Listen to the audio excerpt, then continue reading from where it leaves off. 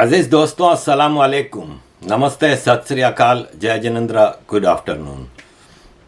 अजीज दोस्तों, सऊदी अरब एक बहुत ही स्ट्रॉन्ग कंट्री बन के सामने आया है। जिस तरह पाकिस्तान अमेरिका का एक बिल्कुल ही आप कह लें कि बगल बच्चा होता था या है अभी भी। अमेरिका का पाकिस्तान तो अब बहुत ज़्यादा बगल बच्चा है।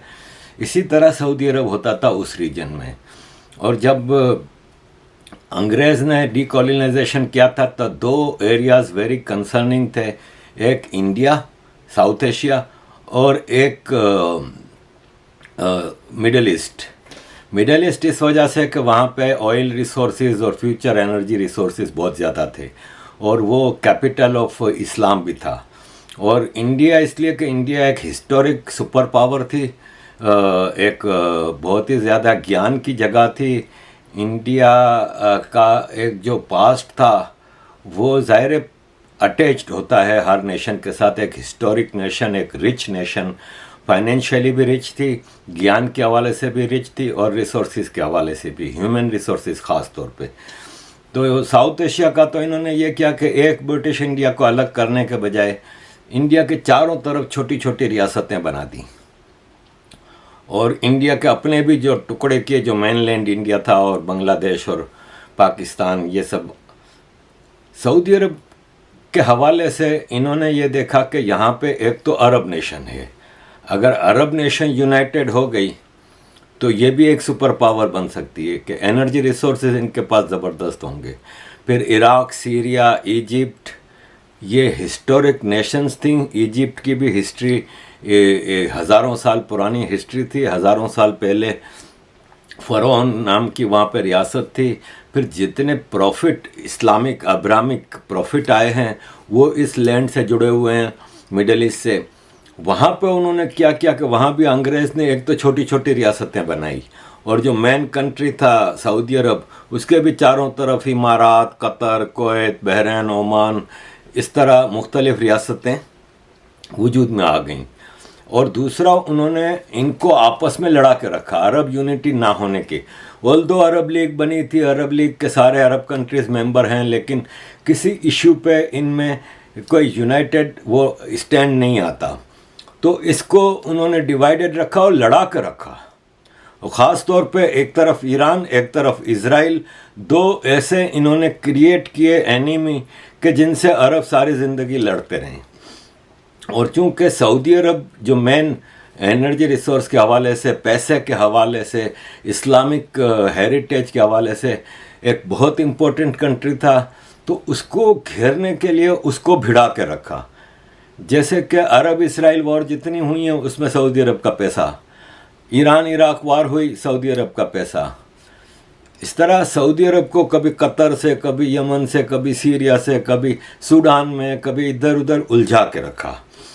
दूसरा, सऊदी अरब को तेल की प्रोडक्शन पे लगा के रखा। सऊदी अरब दबा के तेल निकालता रहा अरब, और उसके बदले में अमेरिका हथियार बेच के वो मुफ्त में तेल हासिल करता रहा। और तेल की दुनिया की मार्केट के ऊपर अमेरिका ने अपना कंट्रोल कायम रखा। आज सऊदी अरब में एक लीडरशिप आई जो पढ़ी लिखी थी, जो दुनिया को देखने का उसका अंदाज दूसरा था। जो अब किंग अब्दुल अजीज़ के बेटे रूल करते रहे, किंग सऊद, फिर फैसल, फिर खालिद, फिर फहद, फिर अब्दुल्ला, फिर सलमान, ये सब पढ़े लिखे नहीं थे। इंटरनेशनल भी इनका कोई इतना व्यू नहीं था। उनको बस कुरान पढ़ना आता था और उसी में लगा के रखा। शरिया में, इस्लामिक एक्सट्रीमिज़म की तरफ मदरसे बनाने, मस्जिदें बनानी पूरी दुनिया में, बस इनको मुल्ला बना के रखा था। जैसे पाकिस्तान में आर्मी ने मुल्ला को मुल्ला बना के रखा है। ये बड़े बड़े महलात इनके बना के दे दिए सऊदी अरब में। ये अपने अपने महलों में रहते थे और इसी में इनकी ज़िंदगी गुजर रही थी। आगे का नहीं सोचते थे, ये समझते थे कि तेल का समंदर इनके पास है, वो चलता रहेगा। मोहम्मद बिन सलमान ने आके देखा कि नहीं भाई, तेल का फ्यूचर इतना स्ट्रॉन्ग नहीं है। हो गया जितना तेल से कमाना था, आगे 10, 15, मैक्सिमम 20 साल, इसके बाद तेल का कोई भाव नहीं पूछेगा। तेल की वैल्यू ऐसे ही हो जाएगी जैसे आज कोयले की वैल्यू है। तो इसलिए अल्टरनेटिव एनर्जी, ग्रीन एनर्जी, फिर इकोनॉमी, उसने कहा जापान के पास कौन से रिसोर्सेज हैं, जर्मनी के पास कौन से रिसोर्सेज हैं, स्विट्ज़रलैंड के पास कौन से रिसोर्सेज हैं। इकोनॉमी के लिए उसने कहा कि हमारे पास क्या प्रोडक्ट्स हैं। उसने कहा पहली प्रोडक्ट तो हमारी सबसे बड़ी प्रोडक्ट है मक्का मदीना। हम इतना सस्ता हज करवा रहे हैं, उम्रा करवा रहे हैं। मैं आपको बात बताता हूँ कि अर्ली 70s में 73 में मैंने पहला हज किया है, 73 74 नहीं 72 में 74 की जनवरी में मैंने पहला हज किया है। तो हम पहला हज हम वहाँ रहते थे, जाहिर है हमारे फादर उधर थे, तो हम 73 में सऊदी अरब मूव हो गए थे। 74 की जनवरी में मैंने पहला हज किया। तो मेरे मामू, सबसे बड़े मामू हज पढ़ने आए थे अपनी बेटी और अपनी बीवी के साथ। तो हम जब वहाँ पे मौलिम सिस्टम होता था, जो भी हाजी आते थे उनका एक मौलिम होता था। एक मौलिम के पास समझ लें 500-1000 हाजी होते थे। तो मक्का में मौलिम का एक ऑफिस था जिसके अंदर एक हॉल था, लाइन से बिछा दिए बिस्तरे, बिस्तरे से मतलब चादरें बिछा दी। अब 2 आदमी के लेटने की जगह अगर एक कपल है तो उनको दे देते थे, वो वहीं लेट के अपना पूरा हज का पीरियड निकालते थे। यही हाल मदीना में होता था कि वो हॉल एक उसका होता था, उसमें सब हाजियों को भर देता था। उस ज़माने में उधर 2 होटल थे पूरे मक्का में, हरम शरीफ के बिल्कुल सामने। एक अब्दुल अजीज़ खोकीर होटल था और एक और था, बदर होटल था शायद। उनका स्टैंडर्ड आज के ज़माने में इंडिया में जो लॉजिस होते हैं ना, छोटे छोटे लॉजिस जहाँ पे कपल जाते हैं, वो स्टैंडर्ड था। कोई 5 स्टार होटल नहीं थे। और इस तरह हाजी लोग रहते थे। मोहम्मद बिन सलमान ने कहा कि अबे क्या है यार, हज है, पैसा बनाओ भाई, ये अमीरों का खेल है, हज करना गरीबों का काम नहीं है। तो आज से 10 साल पहले जो हज या 15 साल पहले जो हज हज़ारों में होता था, वो आज मिलियंस ऑफ रुपीज़ में हो रहा है, पाकिस्तानी रुपीज़ की। आज से 15 साल पहले शायद 1 लाख रुपए से कम में, 1 लाख पाकिस्तानी रुपए से कम में हज हो जाता, आज 10-15 लाख का हो गया है। इसलिए कि उसने मक्का और मदीना को लास वेगास जैसा बना दिया, बड़े बड़े 5 स्टार होटल्स। अब अमीर तो अपने गुनाह धोने के लिए पैसा खर्च करके आ जाता है हज उम्रे करने के लिए, उसको क्या फ़र्क पड़ता है, और वो तो फैसिलिटीज़ ढूंढता है। हमारे ज़माने में मौलवी कहता था कि हज का मतलब है कि आप पूरे हज के दौरान मट्टी आपकी बालों में है, आपको नहाने का फुर्सत नहीं है, आपको कुछ भी नहीं है, बस आप अल्लाह की राह में जा रहे हो, मेहनत कर रहे हो। चलना पड़ता था, हम लोगों ने बिस्तरे सर पर उठा के जाते थे। मुझे याद है कि 75 में हमारे टेंट्स में आग लग गई थी मीना में। तो हम बस में थे, मुज़दलिफ़ा से मीना आ रहे थे, तो पता चला आगे कहीं आग लगी हुई, और बहुत आग और हवा से वो आग के शोले इस तरफ आ रहे थे। तो बस वाले ने सबको नीचे उतार दिया, अब सब भाग रहे हैं। तो हमारा जो सामान था वो बस में ही हमने ज़्यादातर छोड़ दिया। मेरे फादर जितना उठा सकते थे उठा लिया, और मेरी अम्मी की गोद में मेरा 35 दिन का भाई था। इतनी तो वो आपको पता है कि डिलीवरी के फ़ौरन बाद 1 महीने बाद हम हज के लिए निकल गए थे। तो 35 दिन का मेरा भाई था, तो वो सामान उठा नहीं सकती थी। मेरी बहन थी, वो मुझसे 2 साल बड़ी थी लेकिन बहुत छोटी थी, और मैं भी उस वक्त 10 से 11 साल का था। तो मेरे सर पे एक बिस्तरा था, और गैस का चूल्हा होता है बड़ा वाला जिसमें ब्लू बर्नल इतना बड़ा लगा होता है, वो मेरे हाथ में था, मुझसे उठ नहीं रहा था, और हम भाग रहे थे। तो मेरे फादर ने कहा कि तुमसे नहीं उठे ना जो चीज़, वो फेंक दिया करो। और कंधे पे एक बैग था, तो मैंने पहले चूल्हा फेंका, थोड़ा आगे भाग के मैंने बिस्तरा फेंका, और इसके आगे जाके मेरे से वो, क्योंकि भूखे भी थे हम, वो थैला भी मैंने फेंक दिया, हमारे कपड़े चीज़ें सब। आखिर में ये हाल था कि मेरे फादर के पास एक गले में बैग लटका हुआ था जिसमें हमारे पासपोर्ट्स और पैसे और ये सब चीज़ें थी। बहुत भाग के हमें एक बस मिली जो मक्का जा रही थी, हालांकि अभी हज चल रहा था, हमें मीना में जाना था, 3 दिन मीना में रुकना था।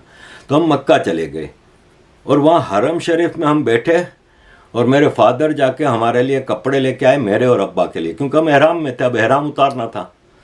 तो एहराम हमने गंजा करा के एहराम उतारा।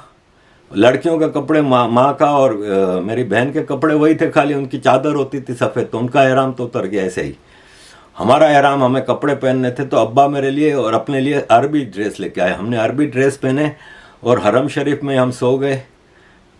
फिर अगले दिन हम जब मीना में गए तो हमने देखा हमारे सारे टेंट जले हुए हैं।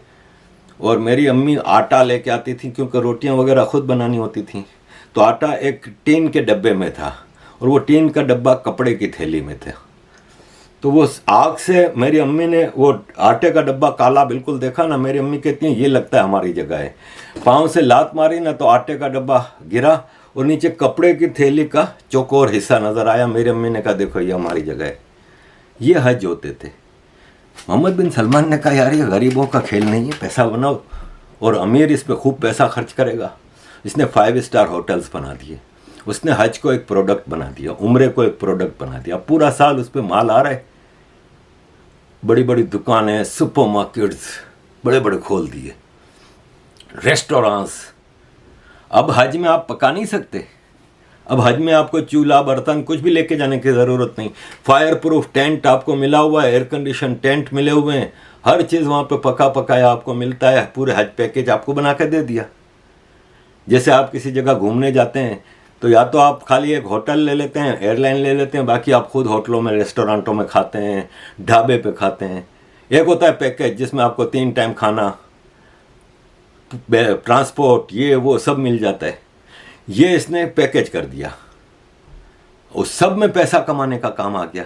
बिजनेस भी बड़ा, आम आदमी का बिजनेस भी बड़ा, सऊदियों के बिजनेस बड़े, 5 स्टार होटल्स बना दिए। ये इसने इकोनॉमिक चेंज लाया। दूसरा इसने क्या किया, इसने कहा कि ऑयल की प्रोडक्ट हमारी प्राइस अमेरिका डिसाइड करता है। तो लास्ट ईयर इसने ऑयल की प्राइसेस को कंट्रोल किया। और जब यूक्रेन रशिया वार हुई, दुनिया में एनर्जी क्राइसिस आए, यूरोप ने रशिया से पेट्रोल लेना बंद किया, दुनिया में प्रेशर डाला गया, मोहम्मद बिन सलमान ने ऑयल की प्रोडक्ट्स कम कर दी बढ़ाने के बजाय। सऊदी अरब ने कहा बढ़ाओ अब तुम, क्योंकि अब दुनिया को ऑयल की ज़रूरत है। उसने प्राइसेस कम कर दी। प्राइसेस कम कर दी तो भाव, प्रोडक्ट कम कर दी, उसकी ऑयल की प्रोडक्शन कम कर दी। प्रोडक्ट कम होती है तो फिर प्राइस बढ़ती है, प्राइस बढ़ गई। उस पर जो बाइडन ने पब्लिकली अनाउंस किया कि मैं मोहम्मद बिन सलमान को सबक सिखाऊंगा। सऊदी अरब ने ये बहुत बड़ी हमारे साथ ज़्यादती की है, इंटरनेशनल ख़ास तौर पे वेस्ट की इकोनॉमी को नुकसान पहुंचाया है।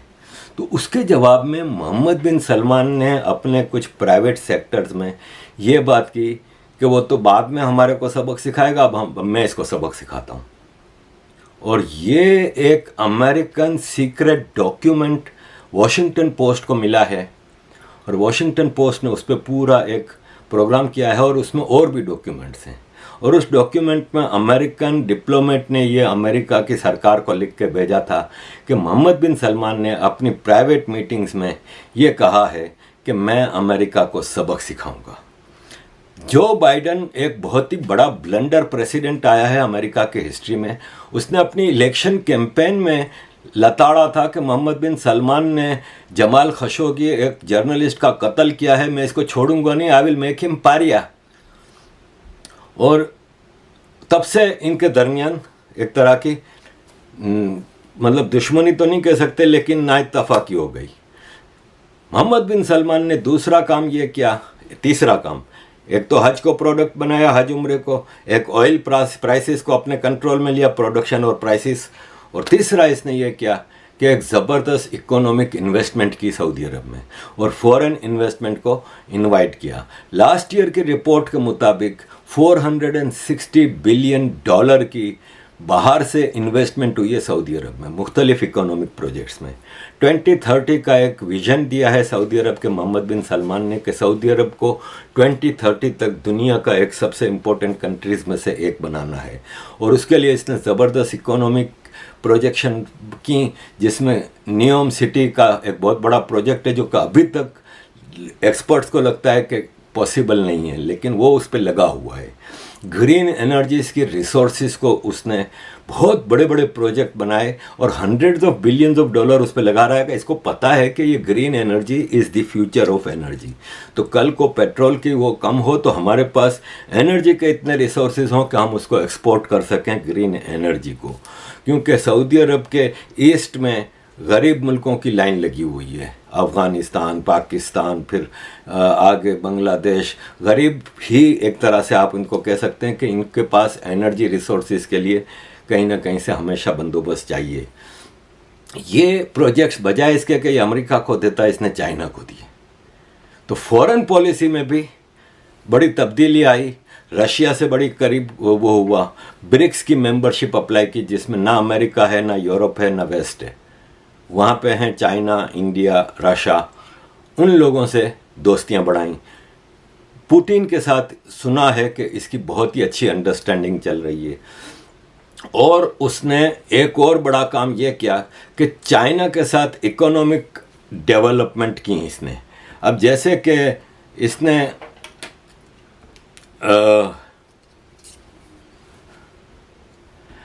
चाइना के साथ सऊदी अरब ने काफ़ी चीज़ें डेवलप की, जिसमें सऊदी अरब एक और डॉक्यूमेंट पकड़ा है, इंटेलिजेंस डॉक्यूमेंट जो लीक हुआ है, वॉशिंगटन पोस्ट को मिला है। उसमें लिखा है कि एक डिप्लोमेट ने अमेरिकन सरकार को बताया कि सऊदी अरब अपने ट्रांसैक्शनल रिलेशनशिप चाइना के साथ बहुत ज़्यादा बढ़ा रहा है, और वो चाइना से ड्रोन खरीद रहा है, बैलिस्टिक मिसाइल्स खरीद रहा है, क्रूइज मिसाइल खरीद रहा है, मास सर्वेलेंस सिस्टम खरीद रहा है चाइना से।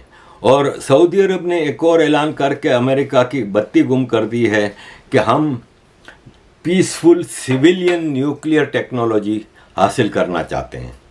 अमेरिका की ये डर है अमेरिका को कि सऊदी अरब उस पीसफुल न्यूक्लियर टेक्नोलॉजी को कल को बॉम्ब बनाने में इस्तेमाल कर सकता है, और वो उनके अमेरिका के लिए ख़तरनाक है। और सऊदी अरब ने कहा है कि हमारा बम बनाने का कोई इरादा नहीं, लेकिन पीसफुल सिविलियन न्यूक्लियर टेक्नोलॉजी के लिए अगर हमें अमेरिका नहीं देता तो हम इंटरनेशनल मार्केट में टेंडर निकालेंगे कि कौन हमें दे सकता है, हम ख़रीदने को तैयार हैं। और अमेरिकन डिप्लोमेट्स की इन लीकेज में ये भी बताया गया है कि सऊदी अरब चाइना से इस पे डील कर रहा है न्यूक्लियर टेक्नोलॉजी को हासिल करने के लिए।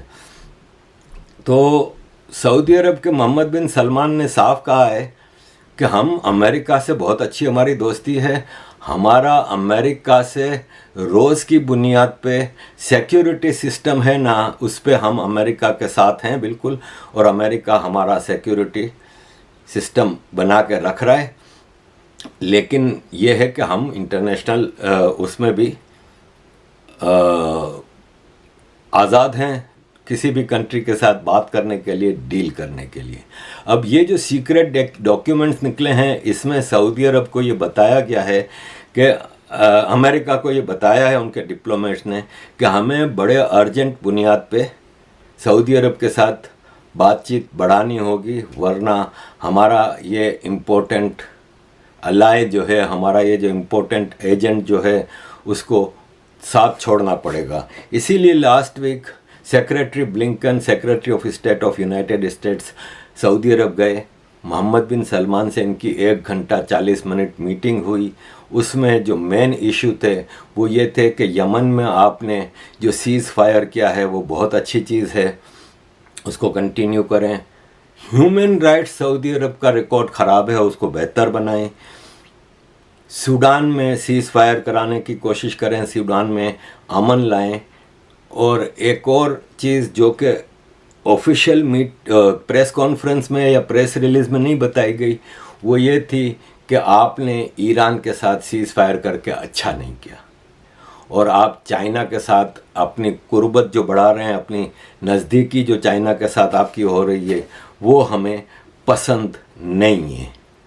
और इस सिलसिले में यह है कि आपको देखना होगा कि आप कहाँ खड़े हैं, कि अमेरिका या चाइना, सऊदी। और लेकिन जब उनसे सवाल किया गया ब्लिंकन से इस बारे में, तो स्पोक्स पर्सन ने कहा कि नहीं, ऐसी कोई बात नहीं हुई है। लेकिन ये बात हुई है, और सऊदी अरब ने एक जो ज़बरदस्त काम किया है इस पूरे उसके दौरान, वो ये है कि सऊदी अरब ने अपने जो डिस्प्यूट्स थे ना, जिसके लिए इनको लड़ा के रखा गया था मुख्तलिफ़ जगहों पे, वो सऊदी अरब ने अपने मसले सॉल्व कर लिए। जैसे कि यमन में फजूल की एक जंग चलाई हुई थी, सीज़ फायर हो चुका है, वो अब तकरीबन मामला सेटल होता जा रहा है। ईरान के साथ लॉन्ग स्टैंडिंग मसले ख़त्म करके दोस्ती एम्बेसीज खुल रही हैं, बहुत ही ज़्यादा कुर्बत हो रही है ईरान के साथ। अरब लीग की मीटिंग में सीरियन प्रेसिडेंट बशार अल असद, जो कि अमेरिका के लिए सबसे बड़ा दुश्मन अमेरिका ने बना के रखा हुआ था, बशार अल असद को इनवाइट किया वहाँ पे मीटिंग में। इसी तरह कतर के हवाले से कतर और सऊदी अरब को भी लड़ाया हुआ था। हालांकि ये एक ही किस्म के बदू कबीले से ताल्लुक़ रखते हैं। कतर, कुवैत, बहरीन, इमारात के जो 7 स्टेट हैं, Sharjah, Dubai, Abu Dhabi, Fujairah, Umm al Quwain, ये जो 7 स्टेट्स हैं इमारात की, वो अजमान, ये 7 स्टेट हैं, ये सब कबीले थे अरब के, जिसमें ये नजद का अल सऊद कबीला बहुत बड़ा कबीला था, बाकी ये छोटे छोटे कबीले थे। इनको नॉर्मली एक ही नस्ल है, उसमें कतर को काफ़ी लड़ा कर रखा गया। सऊदी अरब ने कतर से भी अपने मसाइल हल कर लिए। सारे रीजनल इश्यूज सऊदी अरब ने मिनटों में सॉल्व कर लिए। विल्सन सेंटर के गल्फ स्कॉलर जो हैं डेविड ओटावे, उन्होंने कहा कि पर्सनल रिलेशनशिप बाइडन और मोहम्मद बिन सलमान के तो अच्छे नहीं हैं, लेकिन बाइडन एडमिनिस्ट्रेशन ने अब रिसेंट उसमें कोशिश की है कि नीचे लेवल पे चीज़ों को बेहतर बनाया जाए। तो पिछले कुछ महीनों में अमेरिका की तरफ से, ये लास्ट वीक सेक्रेटरी ब्लिंकन की सऊदी अरब दौरे के अलावा कई इम्पोर्टेंट अमेरिकन्स ने सऊदी अरब का ट्रिप किया है, जिसमें national security adviser Jake Sullivan, CIA director William J Burns, Biden के top middle east adviser Brett McGurk और उस अमेरिका के senior energy security official Amos Hochstein ने भी मुख्तलिफ टाइम में रिसेंट कुछ महीनों में सऊदी अरब के दौरे किए हैं और सऊदी अरब से काफ़ी इन चीज़ों में बातचीत हुई है। सेक्रेटरी ब्लिंकन ने वापस सऊदी अरब को समझाने की कोशिश की कि आप ऑयल सप्लाई को बढ़ाएं, लेकिन सऊदी अरब ने ब्लिंकन को ये कहा है कि जुलाई के महीने में हम प्रोडक्ट और कम कर रहे हैं, जिससे आपको प्राइसेस तो बढ़ेंगी। ब्रूस राइडल एक मिडल ईस्ट एक्सपर्ट्स हैं ब्रुकिंग्स इंस्टीट्यूशन के, उन्होंने कहा है कि रियाद यानी सऊदी अरब अब ज़्यादा ट्रेडिशनल फॉरेन पॉलिसी की तरफ आ रहा है। पहले वो अमेरिका की बिल्कुल गोद में बैठा हुआ था, अमेरिका का दिन है तो दिन है, अमेरिका ने कहा रात है तो रात है। आज वो सिचुएशन चेंज हो गई है, ड्रामेटिक चेंज आया है सऊदी अरब की फॉरेन पॉलिसी में, और वॉशिंगटन अब सऊदी अरब की हेल्प चाहता है काफ़ी इश्यूज़ पे, लेकिन अब सऊदी अरब काफ़ी आगे निकल चुके हैं सिचुएशन, और ख़ास तौर पे वॉशिंगटन चाहता है कि सऊदी अरब इसराइल के साथ रिलेशनशिप कायम करे और उसका ऐलान करे। बैकडोर में काफ़ी इसराइल सऊदी अरब की मीटिंग्स हो रही हैं, लेकिन सऊदी अरब में इस मामले पे किंग सलमान, मोहम्मद बिन सलमान का हाथ पकड़ के बैठा हुआ है। किंग सलमान ने कहा है कि नहीं, जब तक फ़लस्तीन का मसला इज़राइल सॉल्व नहीं करता हम इज़राइल के साथ ताल्लुकात नहीं कायम करेंगे। तो वहाँ पे मोहम्मद बिन सलमान ने भी कहा है कि ख़ास तौर पे इस वक्त इज़राइल का प्राइम मिनिस्टर बिन्यामिन नेतन्याहू है, जो कि एक बहुत ही फार राइट का आदमी है। यरूशलेम ओरिजिनल डिवीज़न में आधा फ़लस्तीन को मिला था, आधा इसराइल को मिला था 1948 में, ब्रिटिश ने जब 2 कंट्रीज़ बनाए थे, फ़लस्तीन और इसराइल। आज पूरे यरूशलेम पे इसराइल ने कब्ज़ा किया हुआ है। 1948 में जब इसराइल और फ़लस्तीन 2 स्टेट बने थे तो ये तय हुआ था कि यरूशलेम will not be A capital of Israel और फ़लस्तीन, दोनों में से कोई भी इसको कैपिटल नहीं बनाएगा, लेकिन इसराइल ने इसको कैपिटल बनाया हुआ है।